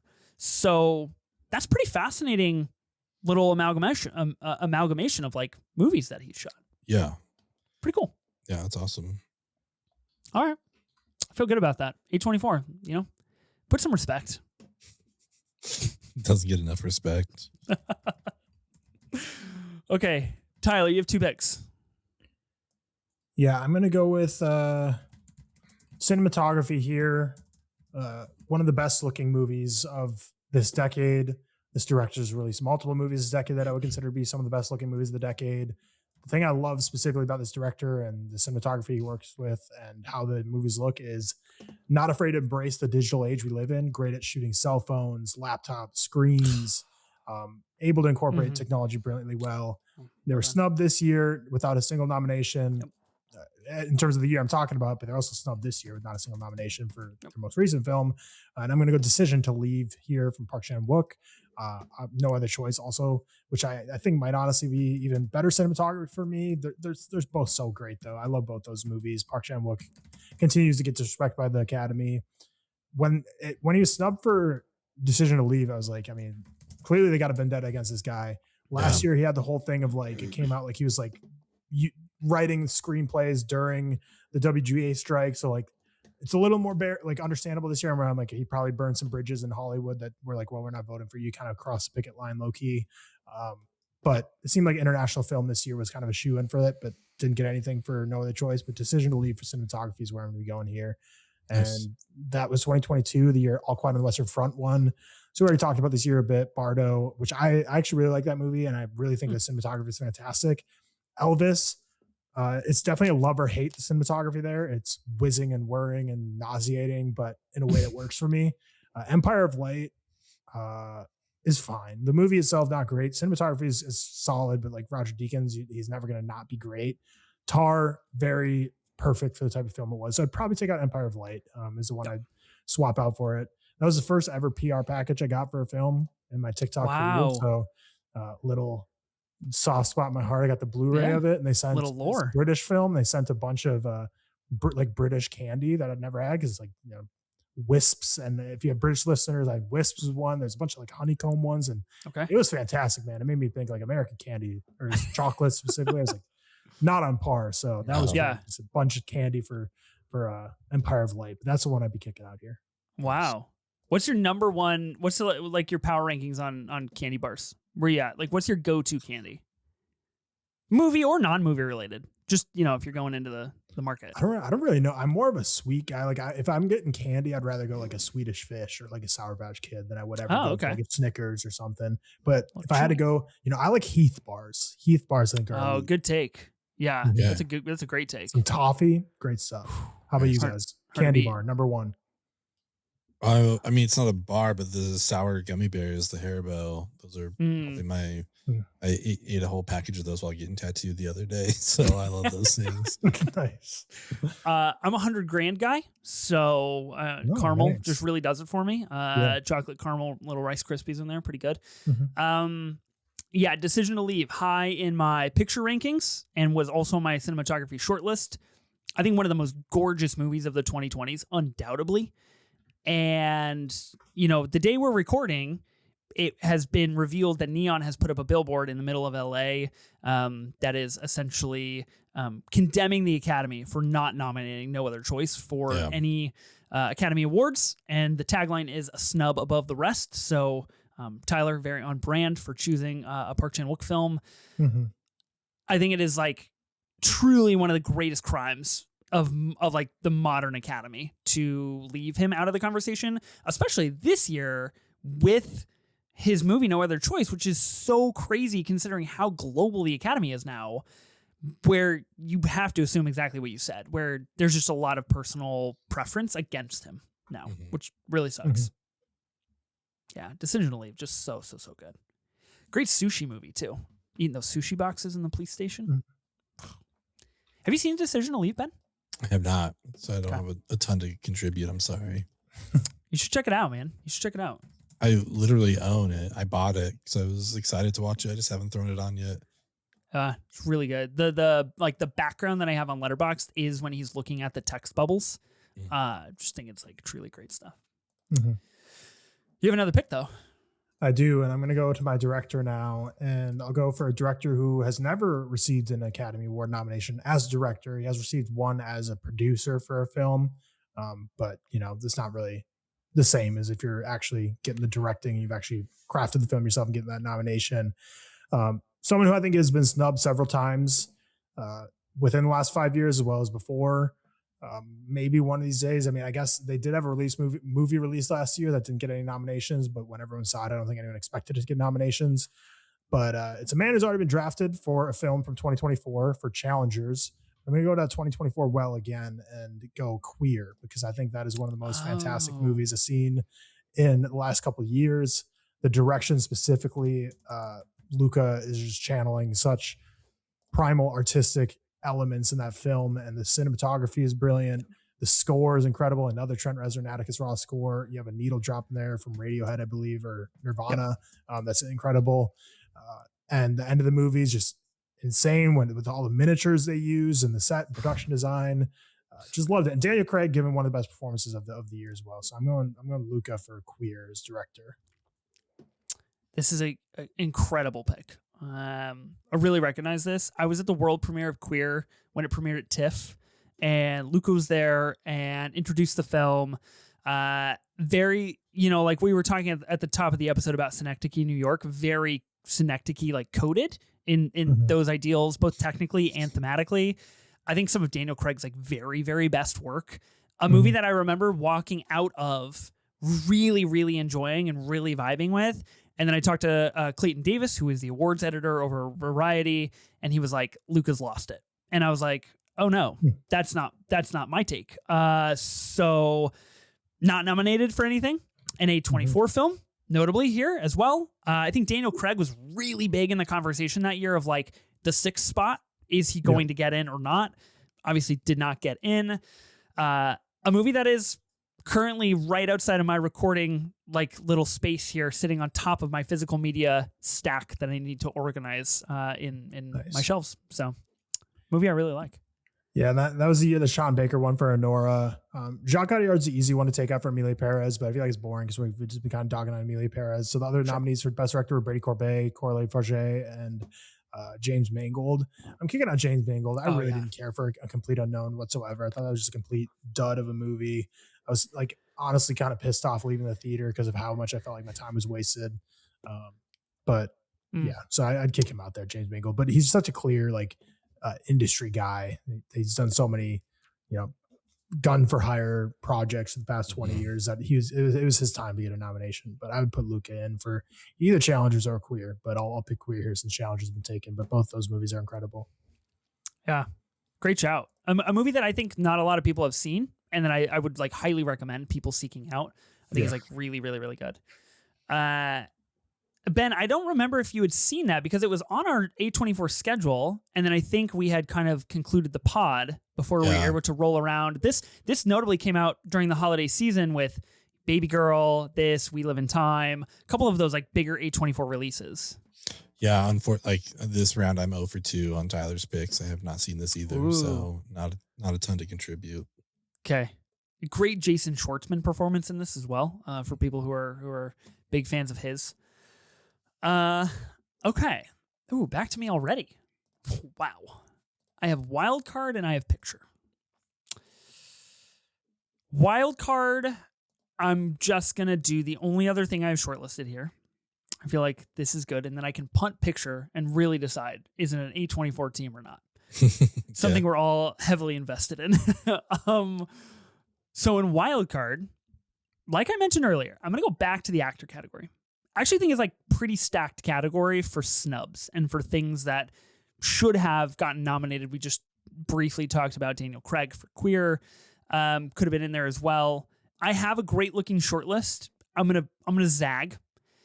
And I actually think this is a pretty populist pick. So I think it's gonna help me in the voting. I think it's gonna help me on the graphic. And I think it is something that I stand by fundamentally. So people will see this is true and this is real and authentic. So in wild card, I'm going to be picking Ethan Hawke for First Reformed, movie that is arguably one of the very greatest of the 21st century, an incredible ethical quandary of what the future of humanity looks like, how religion intersects with that, and how personal identification intersects with that as well. And Ethan Hawke, luckily not really doing what the Sandman did and still making really good performances. Notably this year for Blue Moon, something he is nominated for in the Academy Awards. Unfortunately, I haven't been able to see it yet because some of these movies this year are just like really difficult to see. But First Reformed, it should have been it. That's when we should have awarded Ethan Hawke the It's Time award, in my opinion. Have you seen First Reformed, Benny? Yeah, I would say this isn't like your first experience with First Reformed in a wild card topic. Wait. Hold on. It's not a horror film. Not a horror film. Okay, not a horror film. Also, I wrote this down unwittingly. I don't think it applies. The movie came out in 2017, guys. You got to check me on this. Oh, yeah. Doesn't even apply for the fucking draft. Honestly, I was just happy you didn't take mine because actor is one of the 2 categories I have left. So, like, sure, you can have it. Like, you weren't even 1 year off either. You were a whole. I was 2 years off. I was 2 years off. Yeah, back to the drawing board there. Yeah. It's no good. Came out in 2017. Correct. Played Telluride in 2017. Wait. Hold on. Well, its release date in theaters was 2018, so still that screws you. That wouldn't help you. That's because that's okay. 19 Oscars. Shoot, you're right. No dice. Well, let it be known, I stood up for Ethan Hawke in First Reformed. You did it. Okay. Okay, we got to go back to the drawing board. Hold on. We got to delete that here. Well, let's go. What should we do? Should we stick an actor? I feel like cinematography offers a lot more things to talk about. You guys aren't really helping me. My heart wants you to get off of actor because again, I have this is like somebody? my shortest list. There's no way I have what you have. There's no way. I don't think so. I don't even know if you've seen the one I'm hoping to take, but like I literally had 3 people in my actor category and you guys took 2 of them in the first 2 picks of this whole draft. So I was like, well, I'm just going to save that for last and hope he's still there. So okay. I would love for you to do picture or anything else but actor. Well, I've kind of completed this self-imposed A24 team here. Yeah. And I would be remiss if I let it slip, in my opinion. So with that in mind, I'm going to stick to my guns. I'm going to do a bit all the way through. I'm going to see it all the way. And for picture, I'm going to be picking one of my favorite movies of 2024. And I'm going to be choosing Civil War, a movie that I think could be a really good wild card for like sound, right? Like, but this was part of the big conversation. Civil War didn't get in for sound. What the heck? Mm-hmm. But I'm going picture here. I think it is just aging like just a fucking fine, delicious wine. Gets better every day in the worst ways possible. And I will stand for Civil War for all of eternity. Shout out Kirsten Dunst being there for the most pivotal moment in fake American history and doing the job nobody else could do. Like you said, more Kaylee Spaney on the list. I like it. That's what I was alluding to. I just didn't know if I was going to take it at the time, but I feel good about that. Yeah. No, it's a solid pick. Yeah. I don't love the movie. It's a divisive movie. I definitely could revisit it. But yeah, divisive ones, I don't know how they'll do for picks, but you're certainly getting a lot of good sound bites this episode. You haven't Benny not liking women. They saying you like Little Women. Now you're saying you stand up for Civil War, which I'm going to come out and say I'm firmly against Civil War. So that's good. I'll stand up in that one. Not joining Ethan saying like he's firmly going to stand up pro Civil War, like he wants it today. He says it gets better every day, and Civil War seems more enticing every day. So hopefully that doesn't happen. But it is a movie that's in the Eddington realm of just aging incredibly well. That both of those movies kind of came out a little too early for where we're at, and I think it just shows how astute both Alex Garland and Ari Aster are at not only seeing the world because everyone can kind of see it, but being bold enough to make a movie about it. Yeah, I'll double down and I say I really enjoy Alex Garland's Men, a movie that has men in the title and is about how terrible men are. Good stuff from Garland out there. You know, we love to see a guy succeed. Ben, you're out on Civil War, right? You don't really like it. I mean, I thought I liked it. I had a good experience with it. I didn't know. I mean, we gave a shout out to 4 stars. Yeah, you gave 4 stars. Okay, we gave a shout out to Kevin Mikos earlier with First Cow. Obviously, a guest on this episode. He has seen Civil War twice. He gave it 1.5 stars the first time and 1 star the second time. So, not locking the Kevin Mikos vote on that one. Yeah, I think you may have lost it. It was never mine. Mine to lose. It was never yours. That's true. That's very, very true. Okay, Ben, you have 2 picks. You're going to be the first one to wrap your team here. You have actor and actress. Wow. Yeah. And I'm going to go actor. I'm glad he's still here. Again, this is like one of my top 3 out of the only 3. A guy who has deserved some recognition for a long time and is finally actually getting it this year. But I would make the argument that he deserved it a few years ago. And that is Delroy Lindo for Defy Bloods, Spike Lee film. I enjoy this movie. I think this is a fun movie. I mean, especially that beginning where all the guys, they're coming back and dancing and stuff like that. And Delroy is he's a fantastic actor. I think Spike Lee, for me, sometimes it's hit or miss as a director, but this one was a hit for me. I enjoy this film quite a bit. And I mean, a lot of great people in here, but I think Delroy really carries this for everybody. So yeah, I just want to throw him on there for my actor. Is this, so I haven't seen Defy Bloods. Is this a lead performance here? Yeah. Okay. So lead performance this year. Have you seen it, Tyler? Would you say, I would say he's the lead. Like, I have not seen it, unfortunately. Okay. It's like a bit of an ensemble, but he's clearly like the main dude. He's first listed in the cast, so you got to give it to him. Yeah. So this is the Jonathan year. Majors, Chadwick Boseman. Okay. What a cast. This is the year Will Smith wins for King Richard. Notably, the Oscar slap, I believe, happens this year as well.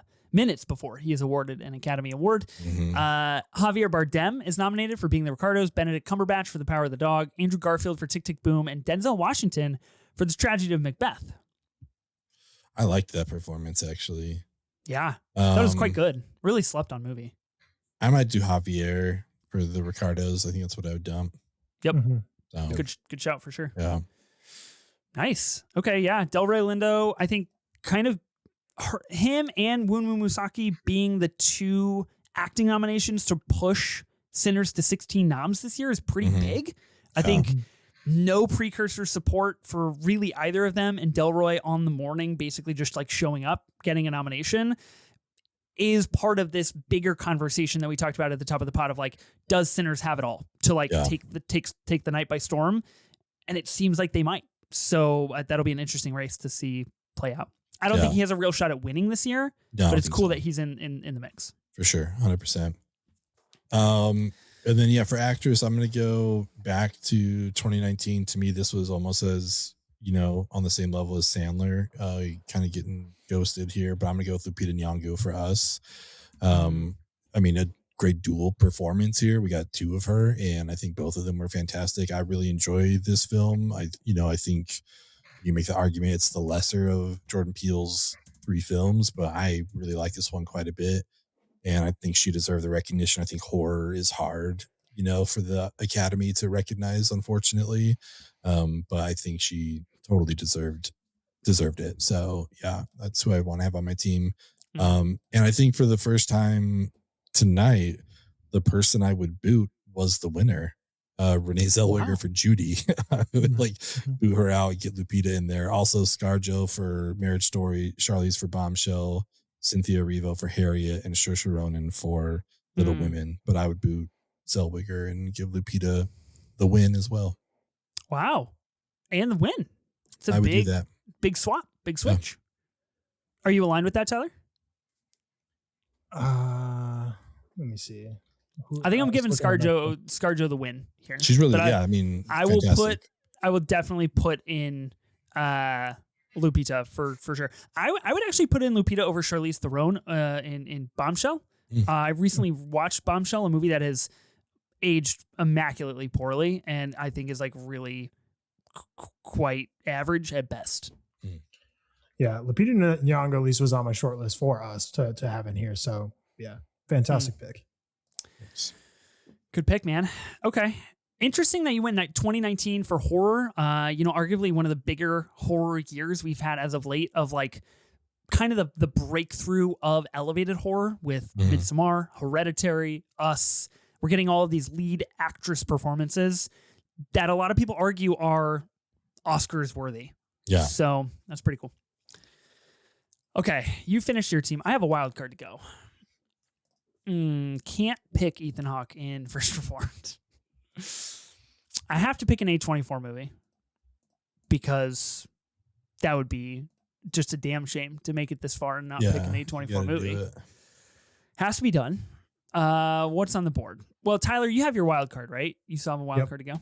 Okay. Yep. Well, I want to make sure it's like something that is like generally agreeable. I have some really good non-A24 picks, but we can get there. We can talk about this. You can do it. Can I do it? That's the question. All right. I'm just going to say, fuck it. We're going to do it. You ready? Let's hear it. In actor, again, this might be the beer hitting my veins and my brain with zero food and potting at night here.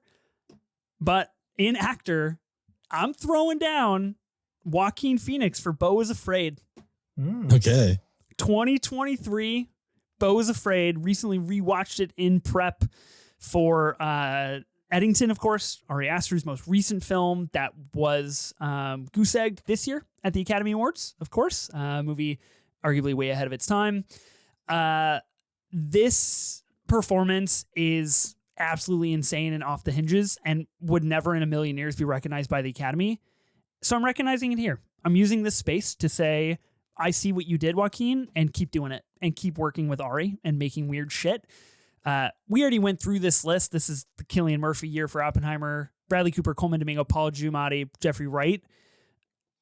Yeah, I don't know. It's a bad look to kick Coleman Domingo again, but what are you going to do? Yeah. Nominated the year after for Sing Sing in arguably a much better performance. For sure. 100%. It's funny you mentioned A24 and Joaquin. I thought you were going to go, come on. That's what I thought. Oh, that would have been a great pick too. That was actually number 2 on my short list for actor, and I bypassed it, and I went nice. And we have balloons again on my screen. And I Stream bypassed it. It proves you're bypassing. Yeah, apparently so. I skipped it, and I went Beau's Afraid, just because the last time I watched Beau's Afraid, I was home alone, and I took an edible, and it was fucking awesome, honestly. And Nice. that's the vibes I'm trying to court on my team here. I like it. Yeah. Yeah, great movie, great performance. I've been a boner since day one, and Joaquin Phoenix it's almost like movies like Fences and Ma Rainey's Black Bottom are like movies that are clearly meant for the stage that are adapted into a film. This movie obviously was never a play, but it almost feels like it could have been in the sense that it's like Joaquin Phoenix just being in one setting of like his apartment, and then he's all of a sudden at a house of Holly Flax from The Office picking him up, and then he goes on this odyssey, which has like a literal play set. He's doing his performance in to the end arena. Like I feel like they could make this a one-man Joaquin show on Broadway if they wanted to. Yeah, that'd be awesome. Totally agree with that. I think that also would be has the most cool. uncanny kid actor of all time that for a good 6 months everyone was convinced was just like a CGI de-aged. super like a de-aged Joaquin Phoenix, but then the premiere I think not until the premiere was the very first time people were like, oh, that's like a kid, that's a real kid. That's crazy. Crazy stuff. Immaculate Parker Posey performance as well. And I think this was going around on Twitter recently, so we're nixing the evergreen status of our pods more and more each week as we go by. But a movie in which sex is very incremental to the plot, I think it's fair to say. Ben, did we ever rebo over on A24 pod? No, I was able to avoid that. We never rebowed. I was gunning for that for a long time. Hard. I was petitioning for the rebo for like a fucking year. I think you almost started a Patreon to get people to make us do it. Yeah, probably. Yeah, we should do that. Movie draft after dark. Okay, Tyler, you got one more pick left, man, and then the draft is over. Yeah, so my wild card, I'm going to go for a below the line category from a director who's been mentioned here already. Not the specific film, but I'm trying to think of. So I'm going for a sound design category, and I'm trying to think of ones that just really impacted me. So obviously Zone of Interest won for sound design, and that's a movie that was nauseating sound design for me in a theater in a complimentary way. And Civil War, Ethan already talked about it, was another one that like literally like I didn't have a panic attack in the theater, but it's like, you can feel that like meter, like it goes from 0 to like, oh, we're at like 1 or 2. Like I'm like, oh, this is getting intense right now. Like it feels like I'm suffocating. So I wanted something else that felt that way, and suffocating is an apt word used. I think it's one specific scene that is nauseating, horrific, and it's from my favorite film from this director, and it's Nope from Jordan Peele. I think the scene where the monster, spoiler alert, like abducts the people, and you hear like the bones crunching and the digestion of those people is some of the most gnarly sound design we've seen this decade. And that's a movie that I think got snubbed completely from Oscars. I don't think it got a single nomination. Again, it was one that was like pretty widely hated, or widely people think it was mid at best when it came out. So it wasn't like a surprise. I don't think anyone really, people have been coming around to Nope. Hand up. I saw it the first time. I can't give it like 3.5, second time 4.5. Like I liked it so much more the second time. Yep. But I don't think anyone, I'm sure Nope has its stands out there, but it wasn't a big, widely loved film when it first came out. So it's not like it was a surprise when it's snubbed from not getting any nominations. But certainly put Jordan Peele in a weird spot, coming off of, obviously Get Out is big one, made a splash at the Oscars, it gets the Best Picture nom. Us, not as successful Oscar-wise, but it still had his fans be like, yeah, this is cool, I'm down for it. Nope, a divisive film, and he's been twiddling his thumb since. So we'll see when that new film comes out. Yeah. Yeah, Universal really kicking the can on the untitled Jordan Peele project right now, which is I don't know if it's great. a Universal thing or if it's a Jordan Peele, like if you just can't get his story down or what. But that year, 2022 was when that came out, I believe. So Top Gun Maverick, All Quiet on the Western Front, Avatar: The Way of Water, The Batman, and Elvis. Top Gun and All Quiet are just like slam dunks for sound design. Any war movies are always going to be nominated. The Batman, I actually really like the sound design when that when the Batmobile turns on, that just like shakes you in your seat. Incredible. Elvis, again, similar to war movies. Anytime you have like a musical movie with concert in movies, always going to do well.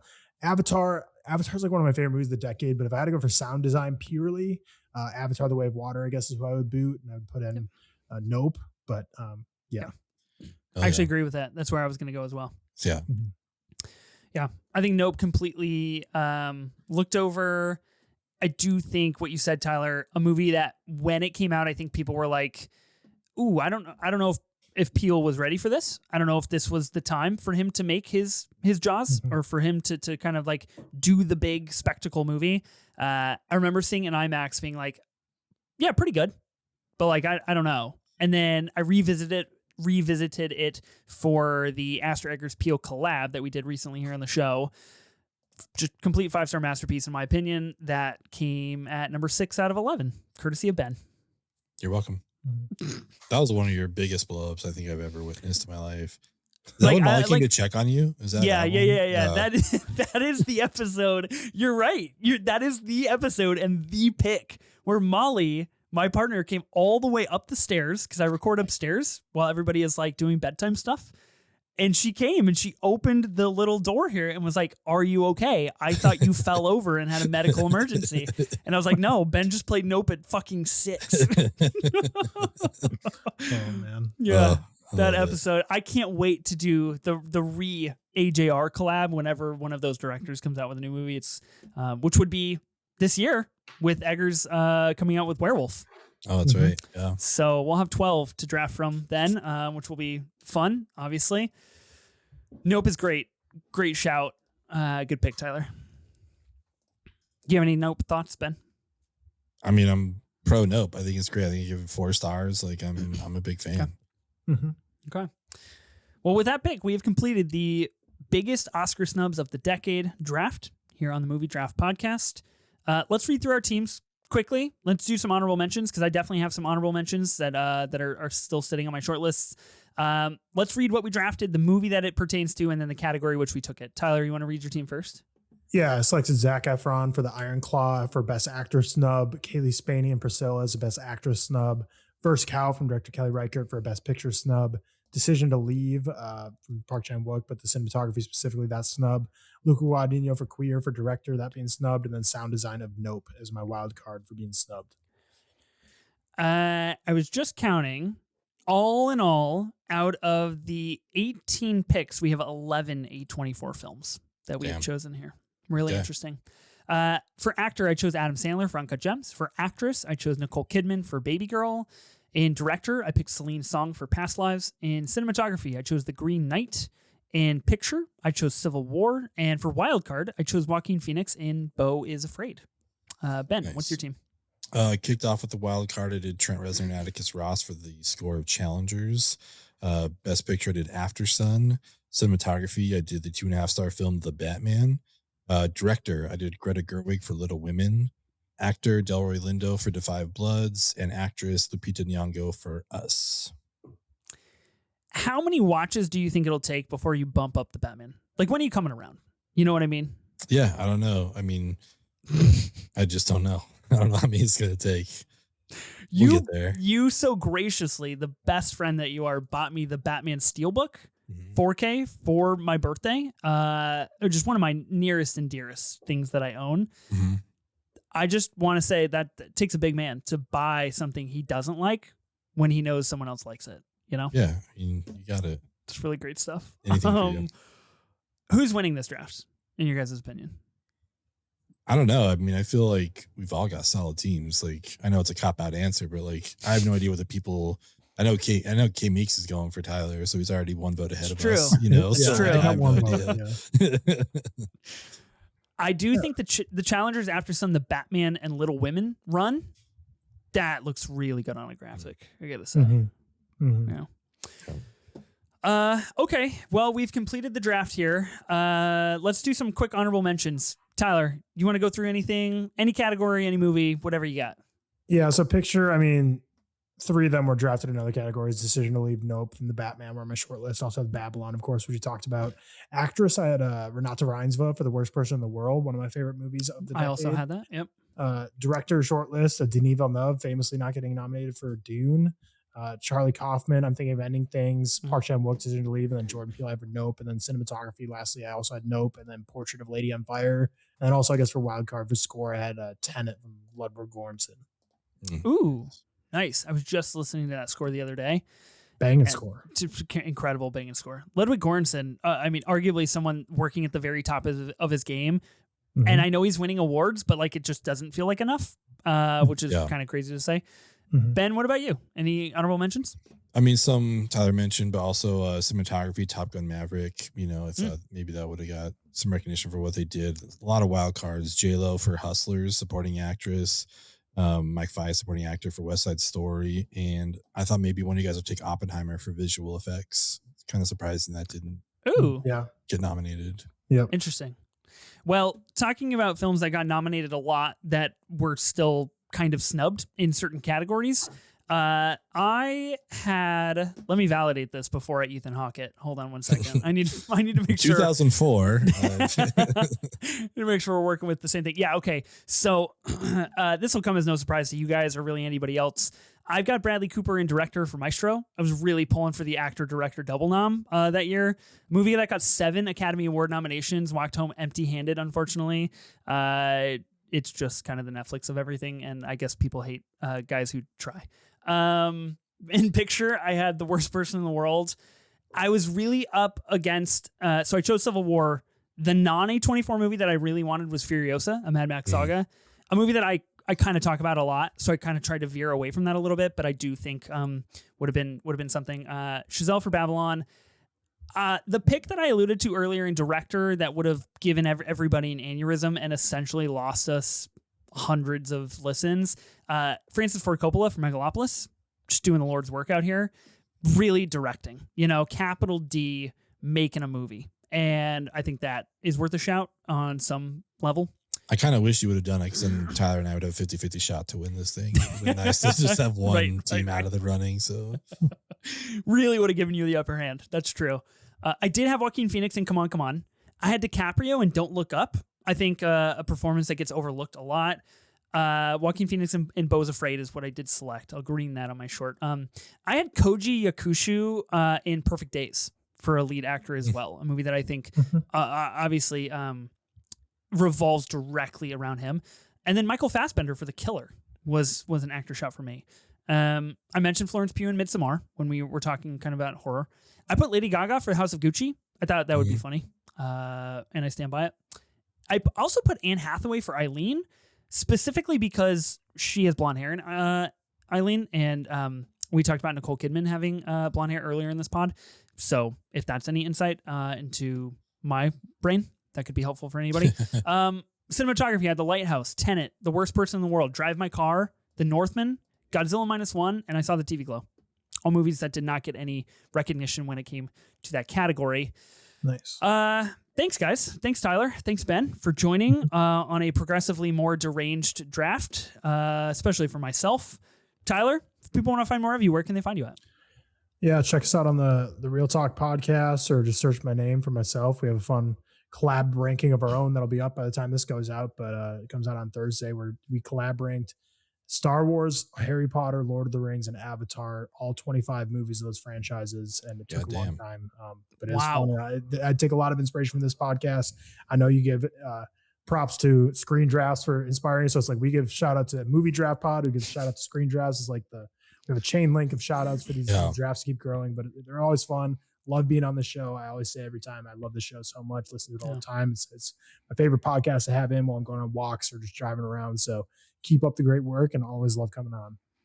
Thanks, man. That means a lot. I appreciate it. Yeah, we're good things in store for 2026 for collab drafts. I'll just put that out there. Ben and I working overtime on the schedule here, trying to make some magic happen. Ben, thanks Thanks for co-hosting with me for once. Good to have you on. Scale of 1 to 10. Where did you expect me to take the Batman? Like 0, like 0% chance I was taking the Batman tonight. I had the Batman shortlisted on so many places, and I was like, it's safe. We're good. Round 6. Safe. Yeah, you're good. Sorry. It was never going to happen, which is brutal. But yeah, thanks for joining. We have some exciting stuff coming up on the show. I'll allude to something in March with just me and you, which will be interesting. Something a little bit different for the pod. Obviously, thanks to Sophie Holsinger for creating this pod with us and leaving us this disastrous, monstrous baby to take care of every single week as she remains the Oppen mommy out there in the world. Next week on the pod, we are celebrating 2 incredibly hot actors being in what I thought was going to be a hot movie, and then the embargo dropped, and apparently it's not. So we're still going to talk about it, and we're still going to draft about it. We're going to be drafting around Wuthering Heights, and we're going to be talking about Jacob Elordi. And we're going to be doing a Jacob Elordi and Margot Robbie auction draft with Bobby Miller and new guest Jacob of the Rolling Tape and myself. We'll see how it goes. Anything could happen. Talking about 2 really hot actors and a work from Emerald Fennell. So it's a real crapshoot how that pod's going to go. Definitely tune in because it's going to be good content, whatever does end up happening. Be sure to listen. I'm sure you guys will talk about Barbie, which we didn't do tonight. Obviously, that was kind of on the short list, so yeah, it's kind of surprising. Interesting. Yeah, a great shout. Yeah, how much money do you think Barbie will go for next week on the auction draft? It'll obviously be drafted. There's 18 things going to be drafted here. Yeah, I would say over half of someone's budget, unless they go the Tyler Whitmore route and just do $9.95, the classic. Sure. Yeah, I was actually going to go with Birds of Prey, $9.95. Yeah, I love it. We'll see. I got a few days between now and recording to really think about that strategy. Be sure to listen and subscribe to the Movie Draft Podcast on Spotify, Apple Podcasts, or wherever you get your podcasts. We're also now on YouTube with video, so you can see all of the balloons that go off during my recording. I have no idea why StreamYard does this. And you can see the look on my face when Ben picks the Batman. New episodes will be released weekly on Tuesdays. We'll see you then.